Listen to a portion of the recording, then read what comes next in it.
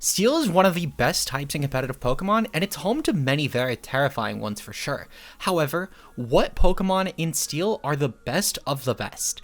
In today's video, I'm going to be ranking every Steel type in competitive to show you guys what ones you should be using going forward. And if you enjoy and want to see some more, of course, like and subscribe and answer the comment question of the day. What's your favorite Steel type to use in competitive this generation? I can't lie, I've been pretty partial to Corviknight. I feel like Corviknight has been such a fun disruption Pokemon, but now that Heatran's back in the game, I am so looking forward to using that as well. Let me know your guys' thoughts below, and with that said, let's break down our tiers for today. Starting off with our S+ tier, these are for Pokemon that are usually so important to the metagame that it's really hard to justify not running these.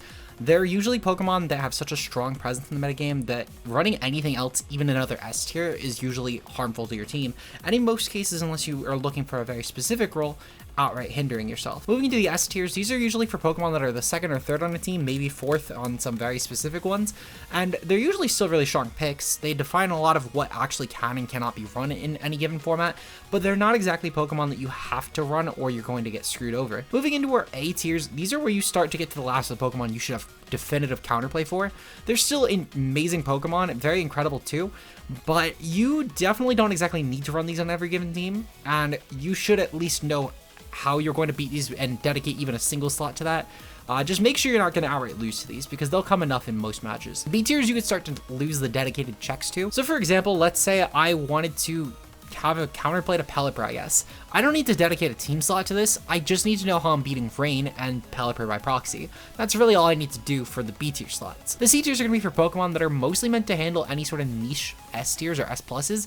You're not going to exactly have to really find these on any given team, but you might run these as a 5th or 6th slot just to beat a really bad matchup, and they're usually pretty okay at that. The D tiers are going to be for Pokemon that are more so YouTuber picks. You might see me clickbait a video with these in the thumbnail, but I wouldn't suggest these in any high-level competition. And finally, getting into our F tiers, the F tiers are going to be for Pokemon that are so bad, you should never be using these in any serious competition. I wouldn't even clickbait with these because they're not worth doing so, unless I lost a bet, I guess, or felt really daring on any given day.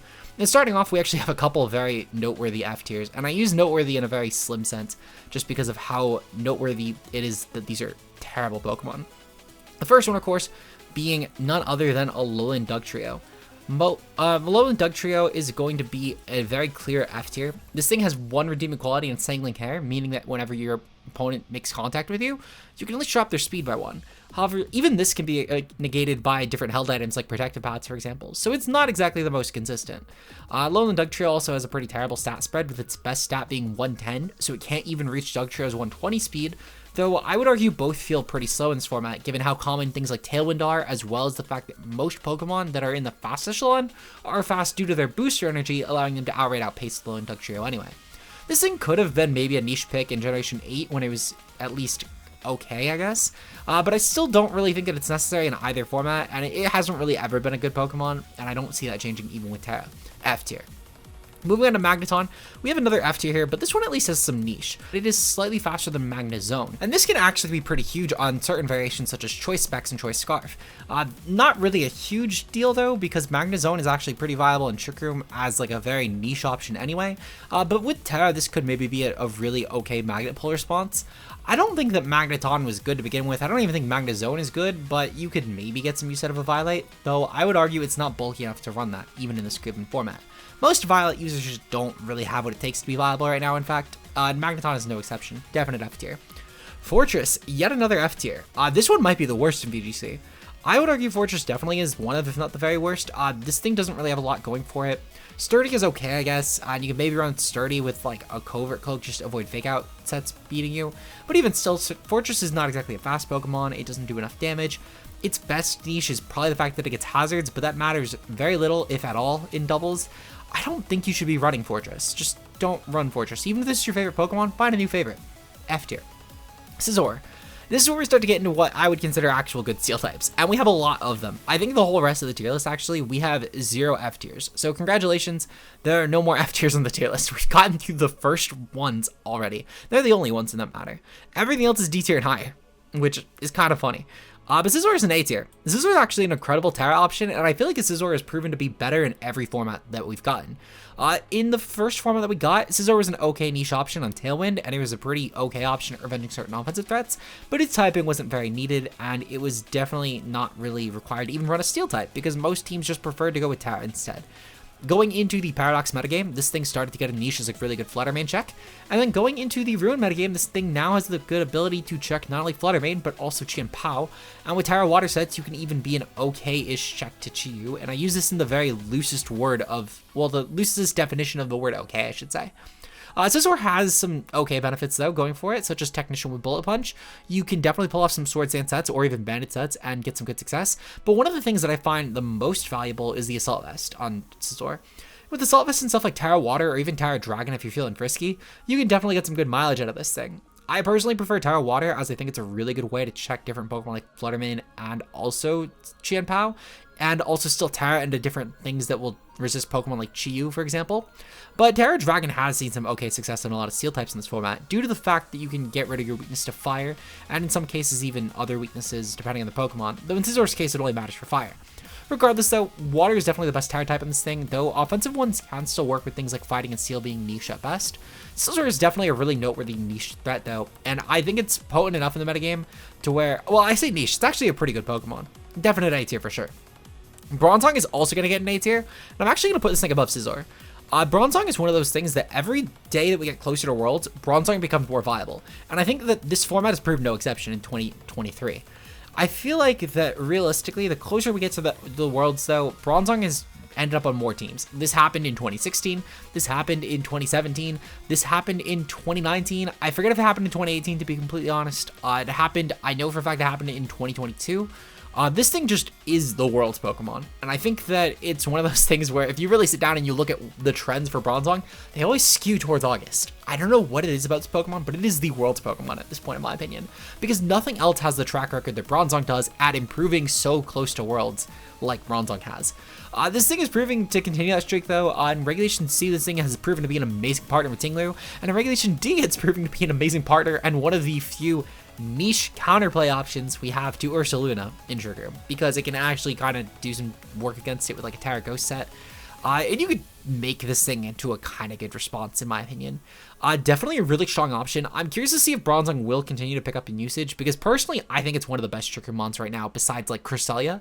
But it's going to be pretty interesting for sure. I definitely think this is a strong A tier, and we're only going to see more love from Bronzong going forward for sure. Moving on, we have Lucario. Lucario is definitely the epitome of a YouTuber Pokemon right now. I feel like you can get a lot of mileage out of like a Terra Normal set with Swords Dance Extreme Speed, and you could use this thing to be a really good sweeper against most matchups. Personally, specifically, I would definitely go with Swords Dance over Choice Band.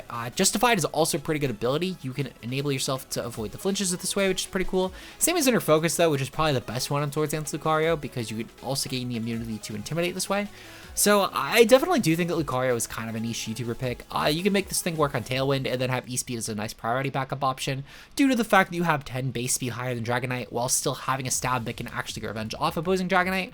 But with Regulation D coming, I think this thing's YouTuber niche is falling even further away from Grace. So we'll give this thing a D tier. I think it's pretty justified. Magnezone is also going to get a D tier. This thing has a nice benefit of being slightly slower than Magneton, which is kind of good on Trick Room at least for steel trapping.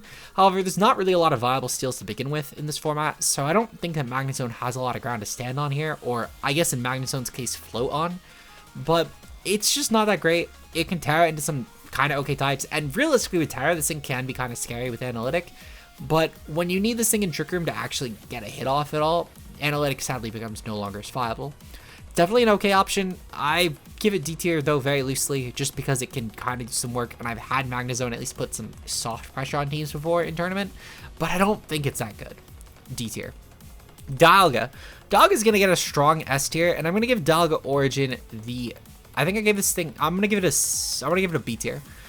It's definitely a B or a C tier. I'm kind of indifferent on where I want to put this thing. I think for the home tiers, I put this in like C tier. I'm really not sure. I'm going to put it in C tier actually. Dialga Origin is in a pretty weird spot though, where its stats are objectively better than Dialga's. You don't need the physical attack for any Dialga set that's even remotely viable, so having a 20 more SpDef would be a good thing. However, at the same time though, with Dialga Origin, you are forced to run the Adamant Core, which is not really that great for it. Having to run this Adamant Core does hinder you in a lot of different matchups. For example, not being able to run Assault Vest or Resist Berries, which are probably some of the best items you can run on Dialga. Especially those berries like Shuka, for example, are usually staples of Dialga in previous formats. Though, one of the best things that you lose out on are the offensive items like Life Orb and Weakness Policy, which Dialga has taken advantage of significantly in Generation 8, and I think this will continue into Generation 9, especially with Terastal. Dialga, I think, will still be a really good Trick Room setter. I don't think the Origin will do that, though, but the regular Dialga, I think, will. I think this will definitely take advantage of items like Citrus Berry and Leftovers a lot more thanks to Terra, but items like Life Orb and Weakness Policy will still have a lot of merit. Dialga is going to be an incredible Trick Room setter, and I think that really the only reason that keeps us out of S+, to be completely honest, is that we have so many other Steel-type box arts that are really potent, and especially in the back when we do get home transfers later on through the DLCs, by the time this thing gets a restricted format, it's just not going to be that meta. However, even in this current format, we do have a couple box art steals, or at least one that I would argue is at least definitively better, and then a couple mythicals that I also do think will give this thing a lot of competition. However, Dialga still is not exactly a bad option, and with Terra, this thing will be able to Terra into types like Ice, for example, and Hail, and become a really threatening Pokemon. You could definitely make this thing into a Terra Ground user, and it's going to be a fairly threatening Pokemon. You could do a lot with Dialga. It's going to be a fairly versatile Terra option, and it's one that you should definitely consider on teams, because despite the fact there's a lot of other things that can do similar roles to Dialga, or just put up more pressure against certain mons than Dialga, it's definitely going to be a fairly potent option for sure. Solid S tier, in my opinion. Heatran's going to also get the S tier. I can't lie, I was wrong about Heatran.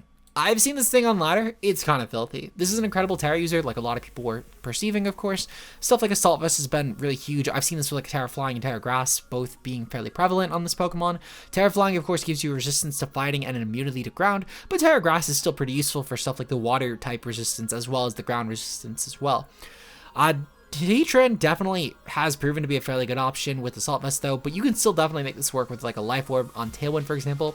I'm curious to see where Heatran will go in this format. I think it has a lot of room to continue to become diverse, and the fact that it's already hitting the ground running as hard as it is, I think only speaks volumes of how good Heatran has proven in every VGC meta it's been allowed. I think besides Generation 8, we've seen Heatran become a top tier Pokemon in every format. Generation 7 it was incredible with Z moves as well as Assault Vest builds. Generation 6 it was one of the metagame staples, and I would still say 7 it kind of was, but there was a lot more competition with things like Selly, for example, and Kartana for an offensive steal.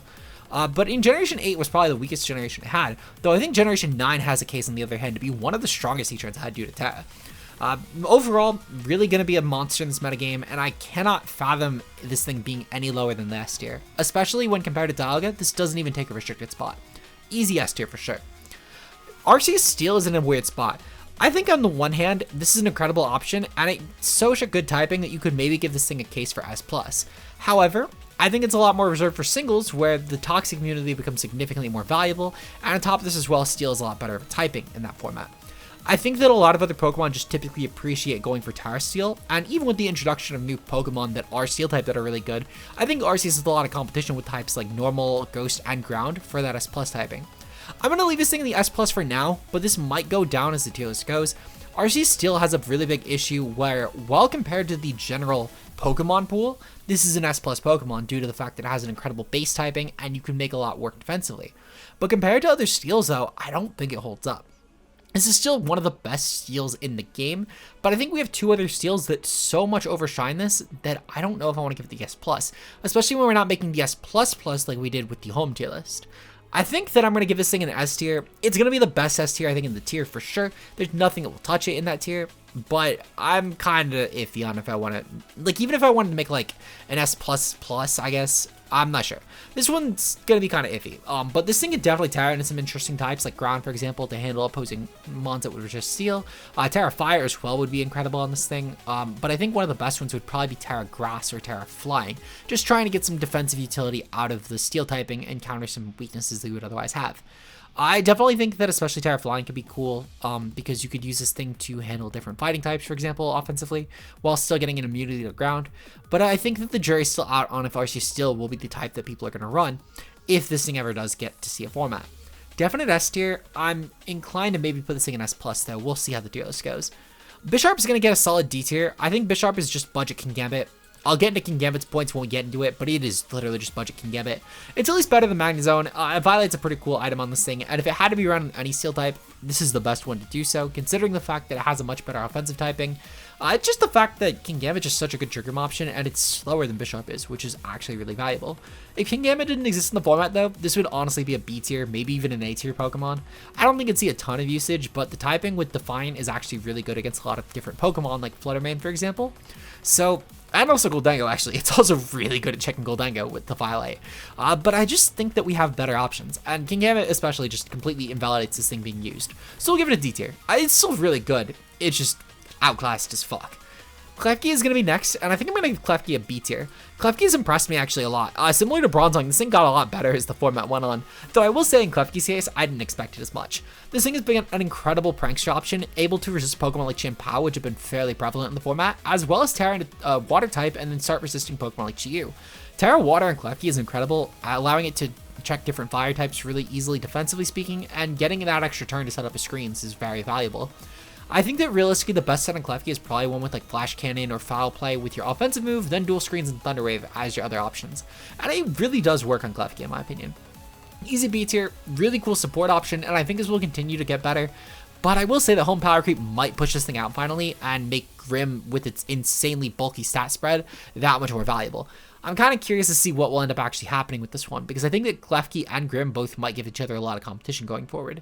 But this one's definitely at least a viable pick. Hisuian Gudra's up next, and this thing can definitely also get a really solid S tier. Hisuian Gudra's proven to actually be a fairly good option, and looking at the recent usage from Online Tournament, we actually see that Hisuian Gudra manages to hit the 15th most used Pokemon, which is a lot more than I thought it would hit, I can't lie. This is a really good AV tank, and it's an incredible Terra user too, with the typing of Terra Water probably being the best due to its Sap Sipper, as well as the fact that you can gain a resistance to fire instead of being neutral to it. You can gain a neutrality to the ground instead of being weak to it. You can gain a lot of just different defensive benefit because water is such a good typing, and you gain an immunity from Sap Sipper. Assault Vest will probably be the set of choice, though I can't imagine that stuff with like Citrus Berry and Shelter will be unviable on this Pokemon with like Body Press with Terra Fighting. We'll have to see what ends up happening with this thing though. It's going to be an interesting pick for sure as the metagame goes on, but I think it definitely lands in the S tier for sure.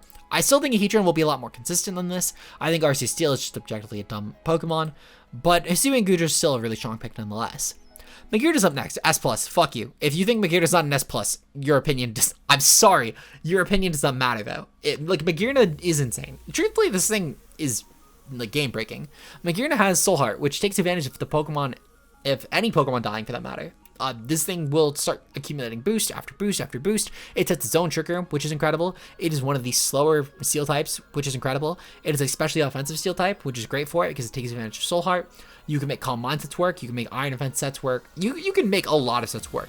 This thing essentially has the coverage to handle every Pokemon, so you can Terra into whatever type you want, and you don't even need Terra Blast to most likely gain a stab for that. Magearna was already one of the best Pokemon in the Dynamax metagame of Generation 8 when it had Series 13, where it had a very limited couple of months of usage, and I can't see that possibly changing. And truthfully, I think if anything, it's going to be even more broken than it was with Dynamax. Because despite the fact that Dynamax was a very easy way to snowball stat boosting spreads into Sword Power, Magearna has such a good typing, and you can Terra against very few Pokemon that will actually beat you into something like a Water or Grass typing, and you'll be kind of fucking set. Like, I don't think Magearna will ever be outclassed as far as Steel type goes. And truthfully, I think this is merit this generation as one of the best Steel types. But we'll get into that in a bit. Corviknight's up next, and this thing gets a solid A tier. Very top of A tier for sure, borderline S at this point. Corviknight's proven in Series 3 to be a really good defensive Steel type with a lot of utility with stuff like bulk up sets or Tailwind builds. I think Corviknight definitely will end up becoming a bit outclassed as the home metagame goes, with stuff like Heatran returning to the mix and giving us the taste of what a real Steel type actually means for this format. But Corviknight still will be incredible. The fact that this is Steel that can set up Tailwind manually and has enough bulk to just start going for Roost, maybe going for like a Body Press Iron Defense set with just a lot of different defense investments. I think Corviknight will be hard to break its uniqueness in the format, but it's going to be just kind of outclassed slot-wise because most Pokemon would prefer just breaking up the roles of a setup win con and a Tailwind user into two, and just getting two much better Pokemon than Corviknight, though the role compression this thing does provide is pretty impossible to actually meet. So we'll give this thing an A tier. It's still really good. It's also great against Intimidate, and with Lando coming back, this might actually be a pretty good option for it. Moving on to Copper Ajab, this thing is probably the worst D tier that we have today. The biggest benefit this thing has, and the only reason keeping out of F tier for that matter, is the base 30 speed, allowing you to actually be a really good Terra user of something like a Terra Water or Terra Fighting and just start snowball teams. But otherwise, it's Copper Ajab. It's not that great. kind of wasn't that good to begin with in Generation 8, and the biggest thing it had was Max Steel Spike Surge or whatever. But otherwise, it's just not that good. D tier. Zacian and Crown. I thought about this a lot after my home tier list. I forget where I put it for my home tier list for that matter, but I actually think this is worse than Magearna. I think the fact that you need to go for the Intrepid Sword on the first turn that this Pokemon hits the field means that you now no longer have a viable option as far as a lead with Zacian and Crown goes, because in previous generations, the Intimidate cycling and allowing you to switch in and then back out with a really good momentum haver, like a Regieleki or an Incineroar, was a really good way to bring in Zacian and Crown to keep sweeping teams, and to break early, switch out, and then break late game as well. However, now you need Zacian and Crown as a cleaner, or you just need to completely forego the Intrepid Sword. It's still an incredible Pokemon, and that's still a really good ability even with the nerf. It doesn't really change a lot about how good Zacian is, but I think when we're comparing a really broken Pokemon to a really broken Pokemon that didn't get nerfed, I think the really broken Pokemon that didn't get nerfed, but probably should have, to be honest, it just still will end up being better, especially with how good Trick Room in this format, and with partners like Ursaluna being one of the best Pokemon of all time at this current moment. I can't really imagine that with how good Trick Room has been this generation, that Magearna will not be the better of the two this time around. Zacian was incredible, and I still think it is. But when Magearna finally does get allowed, I think we'll have a Steel Fairy type that actually does outclass, finally. I think last generation was a lot better suited, though, with the heavy reliance on max airstream for ways of speed boosting, because Zacian was an incredible partner, and having the benefit to deal double damage to Dynamax Pokemon, it really did become the best Pokemon because of the format. However, without Dynamax, this no longer is the best, because despite the fact that you can Terra with Zacian and Crown, and it will still be a very terrifying Terra user, I think the fact that its signature move no longer has that benefit against the current mechanic, it's the biggest reason it was tiered above Magearna in my opinion in a previous generation. It kind of lost that as well as the ability nerf. We'll give this thing an S+ still, it's still broken, but it's not Magearna broken anymore. Moving on to Zamazenta Crown, this thing can get a weak S tier. This thing with the Iron Defense Body Press will be pretty cool, but until coaching gets back, I'm not as confident in giving this thing like an S+ anymore. I think with Body Press, this could have actually maybe been an S+ this gen, with coaching being an incredible support option for partner Pokemon, and then you can go for like the Dauntless Shield and just keep your defensiveness really high, and then just get an immediately high damaging Body Press by leaning into investment. However, without coaching, this thing loses any reason to run this thing as your restricted Pokemon, because it was meant to be a really good support with like coaching and Wide Guard, for example. If coaching does come back, and I do anticipate it will, this thing will become an S tier, like a really high S tier, or maybe even an S+. For now, we'll give it an S tier, like a low end S tier. Still good with Terra, still good Pokemon overall, just could be a lot better. Moving on, we have Berserker, and Berserker's actually going to get a C tier. This thing has some really niche support options with stuff like Helping Hand and Fake Out, as well as the Tough Claws, which is a pretty good ability. But one of the biggest benefits I think this has is Steely Spirit. Now, with a lot of other viable steel types, this could actually become a kind of useful ability on this Pokemon, and with support like Helping Hand, you can maybe make this thing into a good Trick Room threat. I don't think Berserker is exactly a great Pokemon, but I think it's just good enough to keep itself out of the YouTuber picks, and with like an Assault Vest variation, I think you can maybe get some usage out of this, but it's definitely going to be a C tier, and it's going to be a weak one at that.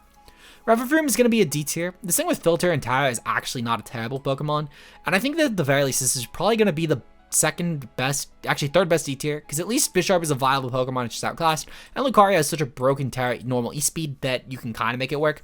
But Revavroom with Filter actually could maybe be a good Terra option with Shift Gear. I don't think it's exactly something crazy or anything, but among the YouTuber picks, this is a fun one, and it's proven to be a very annoying one all generation, actually. Specifically, it's really good against people who don't know what the fuck Revavroom does, but it's not exactly going to be consistent. So prepare for that if you're trying to use this thing. It's much more of a ladder Pokemon than a tournament one. Do not bring it to tournament, etc., etc. Moving on, we have Orthworm up next. Now, Orthworm's actually incredible. This thing has actually really risen in my opinion, becoming a really potent check to things like Tinglu, for example. And it also has a really good support option with the Shed Tail move, and this is actually a really good user of it. I fully believe that this is the only good user of it in VGC. Cyclizar sucks, do not run the Pokemon, but Orthworm's actually pretty decent with the Earth Eater ability gaining you an Earthquake immunity and fully recovering on it too by 25%. Because Earthquake is a really hard move to just get around due to the fact that you can, of course, take advantage of the spread. Orthworm definitely gets itself a solid B tier. I think that realistically, the Shed Tail plus Earth Eater combo is really nice next to Tinglu, and you could Baton Pass into Pokemon like Dragonite, for example, or even just other Pokemon now like Heatran, or really any other really bulky Pokemon, though Dragonite's probably the best abuser of this due to multi-scale. Objectively though, Orthworm's a solid B tier. This thing is really, really good, and I will continue to see a lot of success from this thing, I hope. Goldango's gonna get an S tier. Goldango is still really fucking good.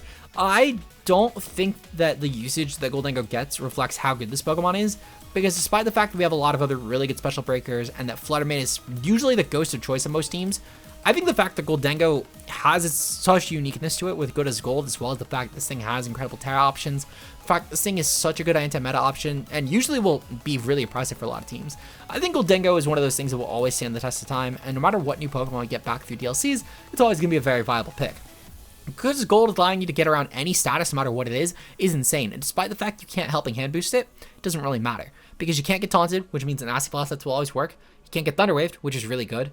You have a complete immunity to any Parasonic strategies, which is really good. You have a whole immunity to a playstyle at that point. And this is a great Tailwind option. You have a really strong spread move and Make It Rain, which is extremely unique to Goldengo and only Goldengo. And the fact that it's so high base power and you're only dropping your special attack by 1 stage instead of 2, like with Draco Meteor or Leaf Storm, definitely a strong option. The best thing is you can actually get around this one in particular due to Haze being a non-specific option. So you can definitely still make that work because it just clears everything. It doesn't clear Goldengo stuff. And you might be wondering, why is Perish Song different? Because Perish Song is to target every individual Pokemon at once. Haze is non-specific though, so you can still clear Goldengo stat drops here. So it's definitely a really strong S tier, because it has just the right status moves to benefit it, but most of the bad ones will not. Moving on to Iron Treads, this one's definitely a C tier. I think is at least better than Berserker. This thing is kind of okay with Booster Energy and Terra, but I don't think it's exactly a great Pokemon by any means. It's just kind of here. Definitely a C tier. Tinkaton's going to get a C tier as well. This thing will at least get above Dialga Origin. With the Inner Focus or Own Tempo, I think it is, yeah, Own Tempo plus the Fake Out, it's kind of okay. Gigaton Hammer's an okay option on this. It's one of the few knockoff Pokemon, and the Steel Fairy typing is the biggest thing keeping it out of the D tier, truthfully. But it's just kind of okay. Definite C tier. Finally, though, we do have Kingambit, and Kingambit's going to be a really strong S tier. I'm putting Kingambit actually right above Hisui and Gudra and right below Goldengo. Now, obviously, Kingambit I think is a lot more splashable than Goldengo, but I think that Kingambit is still a little bit outclassed by Goldengo just because Goldengo is only really less splashable because of Flutter Mane existing. Kingambit is still an incredible Pokemon, and it's proven to have a lot of Tauros success this generation. But I think that it's a little less potent than Goldengo is, if that makes sense, because of the fact that Supreme Overlord is a lot harder to make consistently good, because Defiant will always be good, and you can usually always snowball this against a lot of different leads even. But I think that the biggest thing holding Kingambit back is the fact that there's a lot of other physical steals that are really good, but despite the couple of S tiers that we have, that's pretty much that's literally a special steal pool, and there's not a lot of others. Kingambit still is incredible, Assault Vest Sponge, it's still an incredible Sword Dance option, it's a great Trick Room Breaker, but I think that Goldengo is just slightly better due to the status immunity, so the fact that you can't any status it definitely has a little bit more merit here, because Kingambit's still susceptible to burn, still susceptible to taunt, not really, it doesn't really care about taunt, because most taunt users are prankster, but it's definitely susceptible to its partner slots being taunted at the very least. Goldengo doesn't even really care about the speed control, though it's helpful, I guess. I don't know, I feel like these two are pretty interchangeable. I personally think Goldengo being slightly better though, and I think it matches up a lot better into the current format. But let me know what you guys think down below. And if you enjoy this tier list and you want to see some more options like it, of course, like and subscribe for more, so I can, of course, keep you guys updated when we do our next tier list video.